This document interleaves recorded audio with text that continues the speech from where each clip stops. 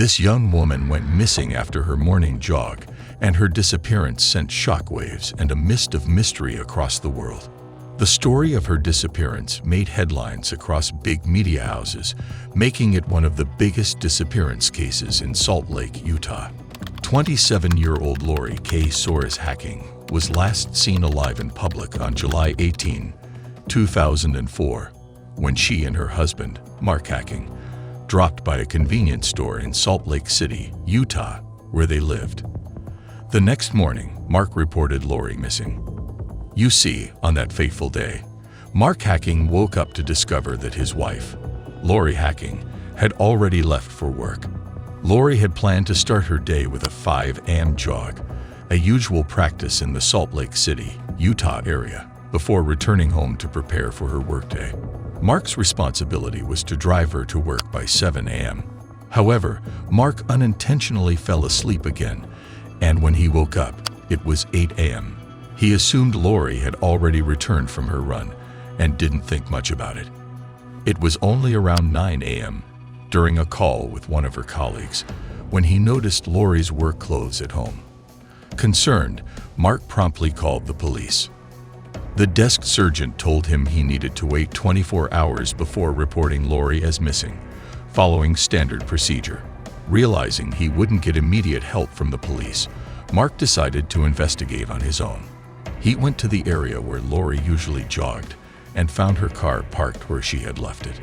Upon closer inspection, Mark found no signs of Lori. Her car seemed untouched. Worried, he contacted Lori's colleagues, and they, along with family members, started looking for Lori. The officers began by questioning Mark. Now, despite his obvious distress, he explained the events leading to Lori's disappearance, emphasizing that he had searched her usual jogging route and explaining why his shoes were wet. While it's common for spouses to be initial suspects in such cases, it was hard to find a motive for Mark's involvement in Lori's disappearance. Interviews with Lori's colleagues depicted a seemingly perfect relationship between the couple, making the situation more perplexing. Friends and family attested to their strong bond, and Lori's pregnancy added complexity to the case.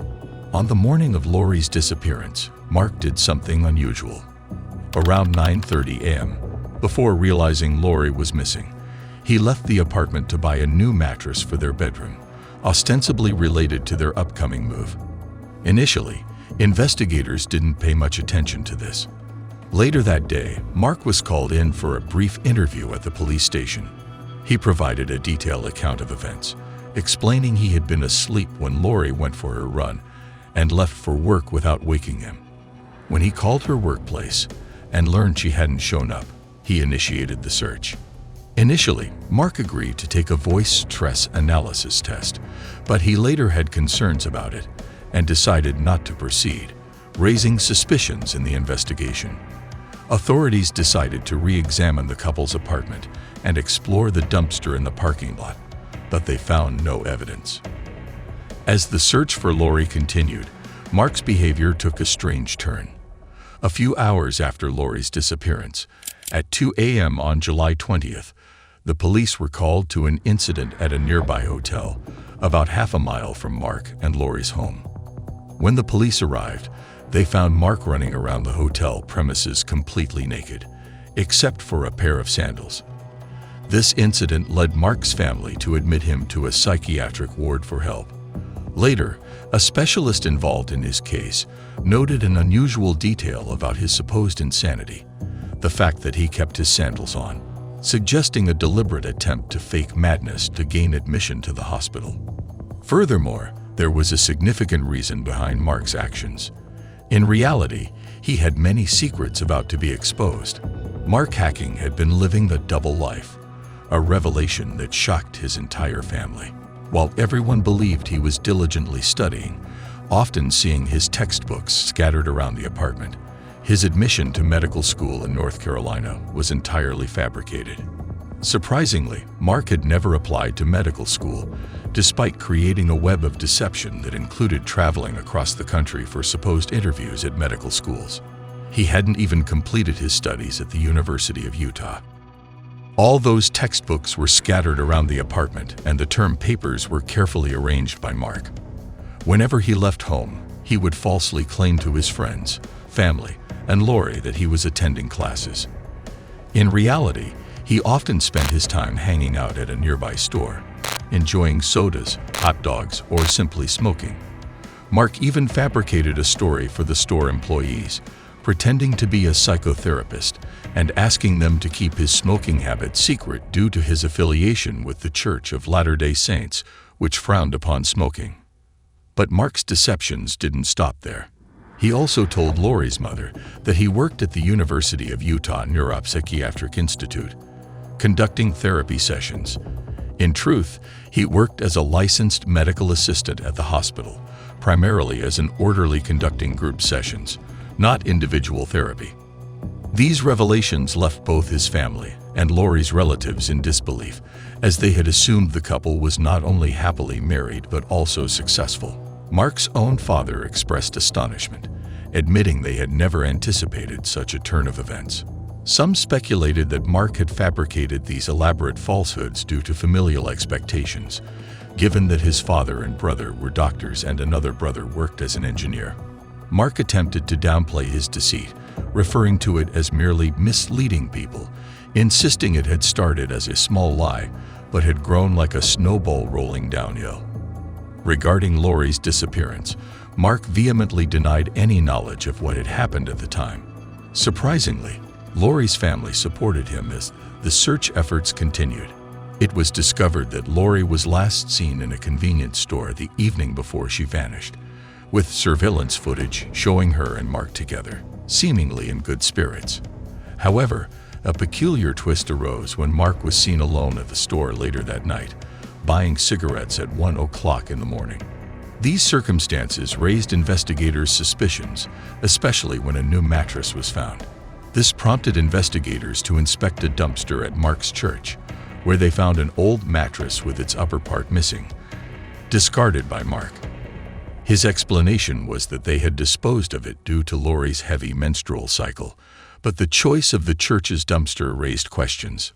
Furthermore, a thorough examination of Lori's car revealed that the seat and mirrors had been adjusted for a larger person, suggesting someone other than Lori had recently driven it. More concerning, blood was discovered in the back seat.